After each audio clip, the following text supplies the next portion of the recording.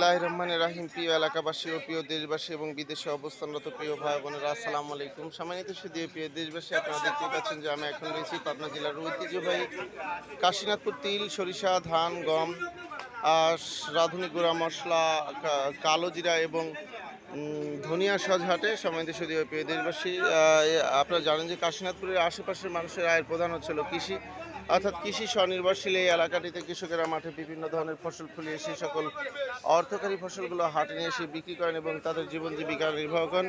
শুধু তাই নয়, এই হাট থেকে পরিবহন খাতে তিল, সরিষা, ধান, গম, ভুট্টা, কালো জিরা, রাঁধুনি গুঁড়া মশলা এবং ধনিয়া সস বাংলাদেশের বিভিন্ন প্রান্তে গিয়ে ভোক্তাদের চাহিদা সম্পন্ন করেছে। যাকে পর্যায়ে আজকে আমরা সরাসরি কৃষকের কাছে জানবো যে কালো ধনী আজকে কাশীনাথপুর হাটে তিলের সর্বোচ্চ পাইকারি বাজার কত। ভাই আসসালামু আলাইকুম। তিলের বাজার কত আছে ভাই? 3200 টাকা মন তিল, 3200 টাকা। সরিষা কত করে যাচ্ছে? সরিষা 3800 টাকা মন, আর সেটি 3900 টাকা মন। ধন্যবাদ।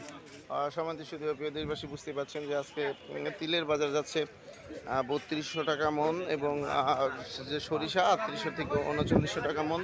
এরপর যে আমরা সরাসরি চলে যাচ্ছি ধান হাটে। দেখতে পাচ্ছেন সম্বন্ধে শুধু দেশবাসী, অর্থাৎ ধান হাট। বৃষ্টির মধ্যেই কৃষকেরা তাদের অর্থনীতি ফসল। আসসালামু আলাইকুম কাকা, আজকে ধানের সর্বোচ্চ পাইকারি বাজার কত হচ্ছে? পাইকারি বাজার সর্বোচ্চ 1350 1350 টাকা মন।